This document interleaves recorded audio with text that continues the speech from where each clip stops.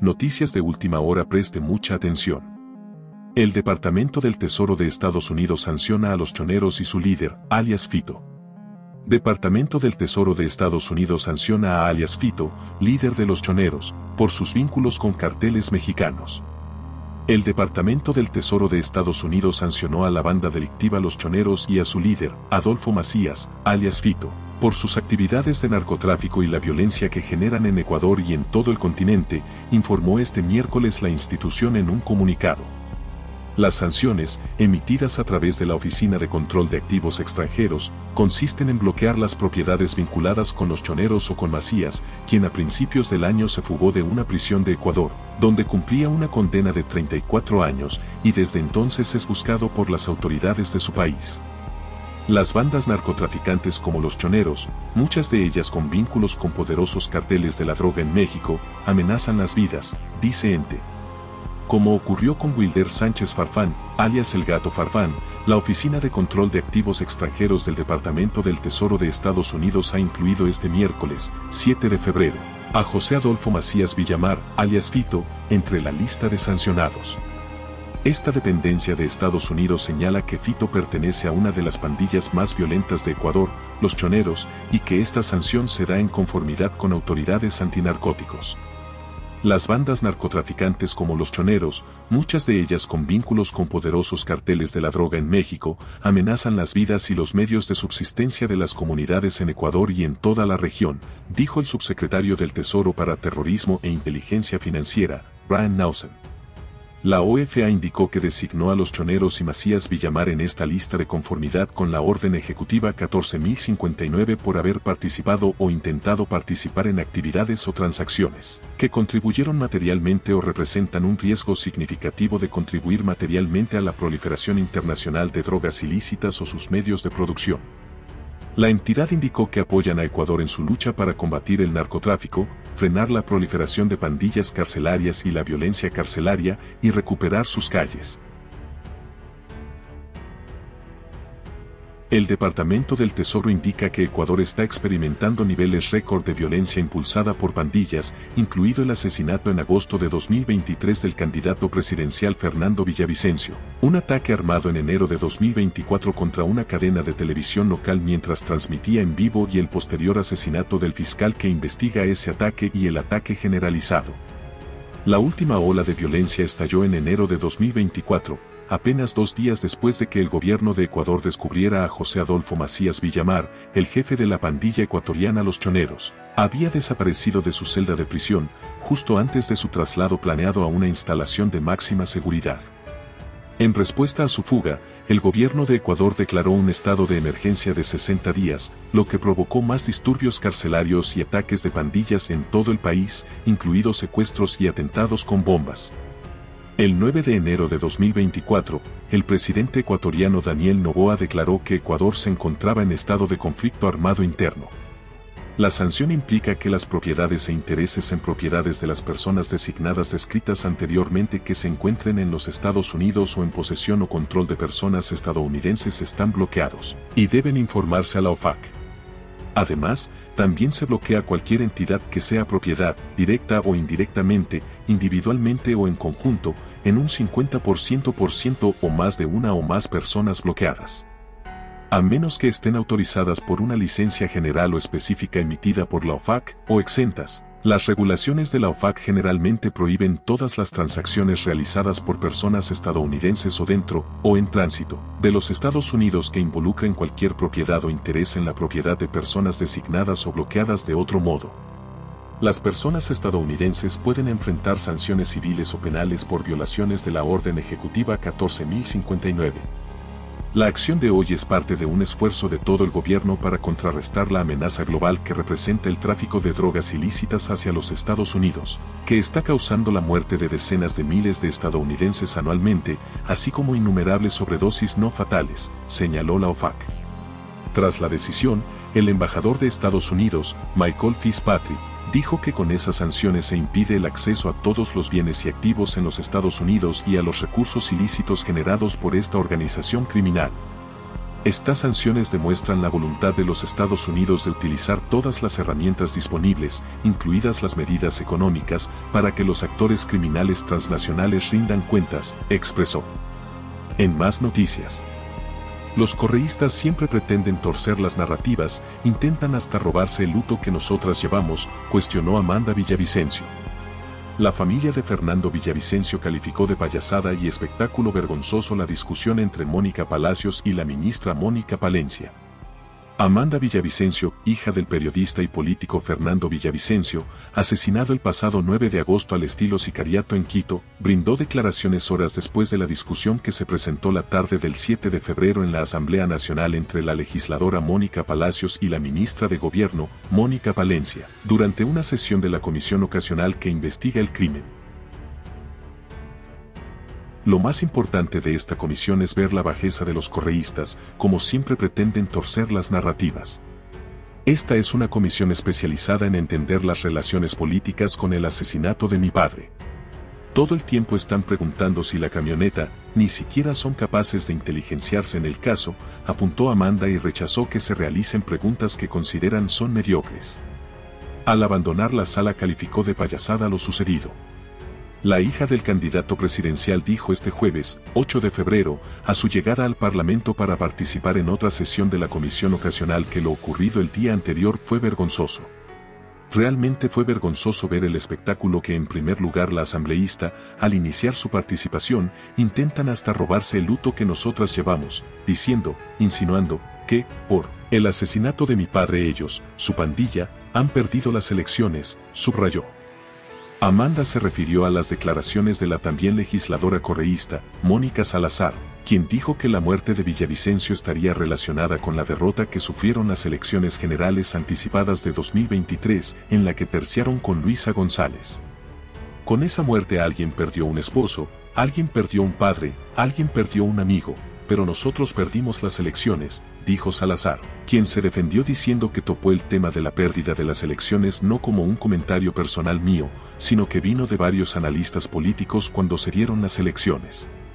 Sobre las declaraciones de Palacios acerca de que Palencia encubre a grupos delictivos, la hija del político dijo que está de acuerdo que la titular de la cartera de gobierno haya puesto en su lugar a la legisladora.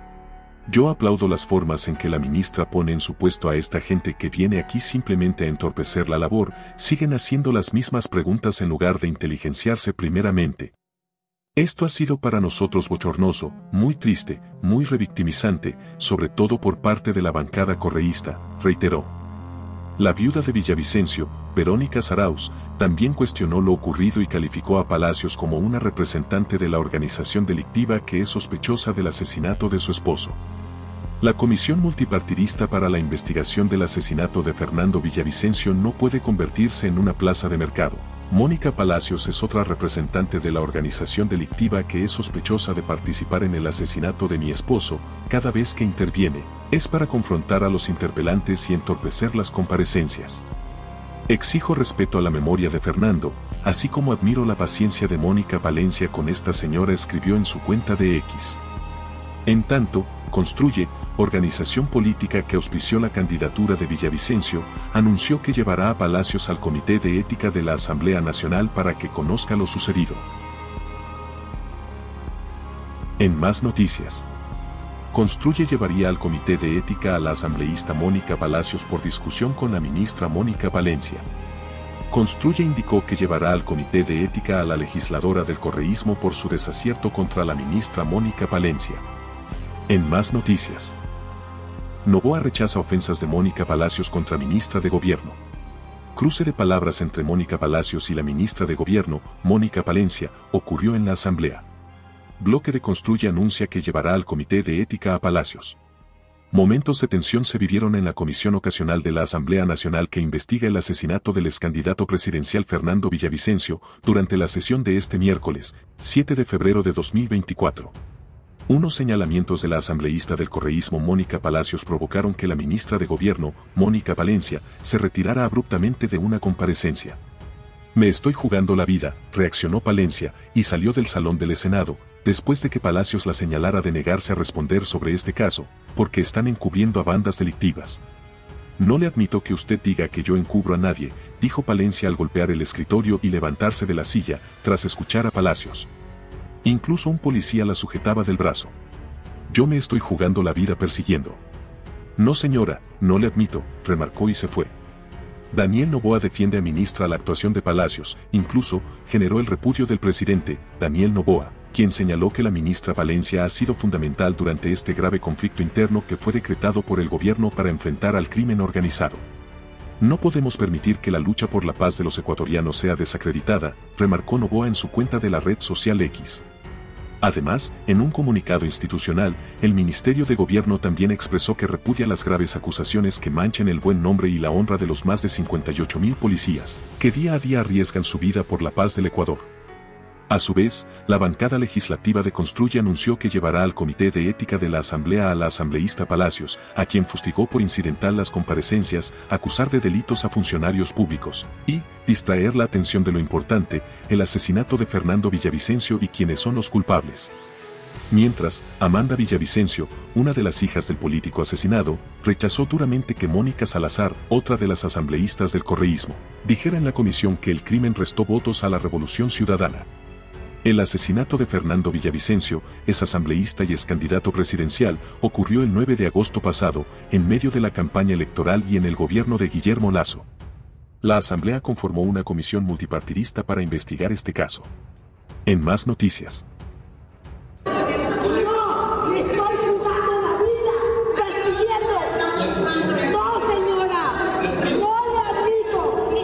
Abruptamente la ministra de Gobierno Mónica Palencia abandonó la sesión de la comisión ocasional que investiga el caso Villavicencio. La ministra reaccionó de esta manera después de que la asambleísta correísta Mónica Palacios le hiciera una acusación. Señora ministra, ¿por qué no quiso responder? ¿Por qué? Porque están encubriendo a estas bandas delictivas.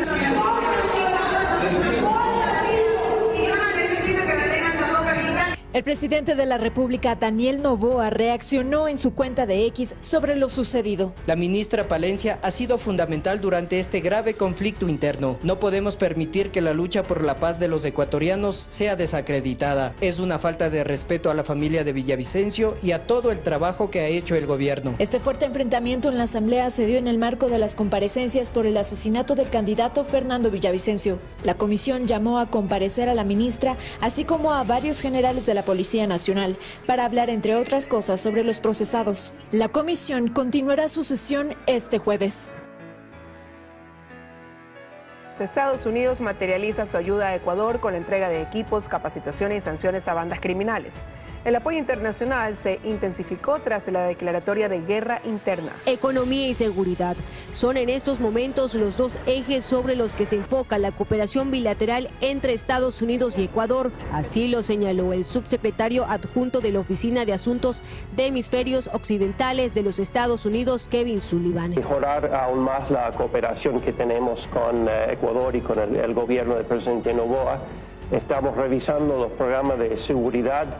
Que implica en temas logísticos la entrega de equipos, armamentos, infraestructuras y capacitaciones al personal policial y militar. Sullivan también precisa que desde suelo norteamericano se sancionan con otras herramientas. Ejemplo de esto es el bloqueo de bienes y activos del grupo terrorista Los Choneros y su cabecilla, alias Fito, quienes ahora se encuentran incluidos en el radar. Y es otra herramienta que tenemos en Estados Unidos para denegarles la posibilidad de operar económicamente en Estados Unidos. En cuanto a procesados por la justicia ecuatoriana y que se encuentran en Estados Unidos como Javier Jordán, Sullivan dijo: Bueno, no estoy esta mañana en condiciones de referirme a casos específicos que además si son asuntos que están tratando nuestras autoridades en Estados Unidos. El funcionario estadounidense habló también sobre el intercambio de armamento chatarra que luego será entregado a Ucrania, términos que han tensionado la relación de Ecuador con Rusia. Estamos muy contentos de que estén apoyando al gobierno de Ucrania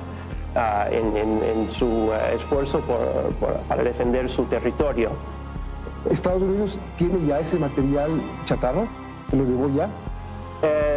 Tengo entendido que es algo que se está considerando todavía en el gobierno de Ecuador. Estados Unidos ha entregado poco más de 1,5 millones de dólares a Ecuador como ayuda contra el narcotráfico. El portavoz del Ministerio de Relaciones Exteriores de Rusia, María Zaharova, se refirió a la relación de su país con Ecuador. La funcionaria dijo que la transferencia de material militar obtenida en el marco de la cooperación técnico-militar bilateral de Rusia y Ecuador a terceros es inadmisible sin el consentimiento previo por escrito de Rusia, y que hacerlo Ecuador estaría incumpliendo sus obligaciones internacionales, lo que podría tener consecuencias negativas para la futura cooperación bilateral. Han transcurrido 30 días de estado de excepción y más de medio centenar de operativos se han ejecutado en las cárceles del país. Se han encontrado celdas VIP, discotecas y hasta piscinas. Aquí un resumen de los hallazgos. En suites de lujo con todas las comodidades. Así es como vivían algunos reos de los centros carcelarios del país antes del estado de excepción, decretado el pasado 8 de enero, fecha en la que iniciaron los operativos al interior de los penales. Esta era la suite privada del líder de los Lobos, alias Palanqueta, en la cárcel de Turia, en Cuenca. Al puro estilo de un penthouse, la celda contaba con 2 pisos, tenía sala, comedor y un dormitorio con una cama de 2 plazas. La fuerza pública también halló botellas de licor al interior de la mini suite, que estaba decorada con cuadros y muebles. Los reos de la cárcel de Cotopaxi también tenían privilegios. Piscinas, discotecas con luces LED, celdas VIP con baño propio y closets empotrados fue lo que se halló al interior del penal durante un operativo realizado el 27 de enero. La cárcel de Machala igualmente fue centro de atención. Aquí se hallaron conexiones fraudulentas de internet y televisión satelital. Estas conexiones ilegales permitían la planificación de actividades ilícitas desde el reclusorio. Asimismo, en este centro de privación de libertad se encontraron armas de fuego y droga bajo el piso de los guías penitenciarios.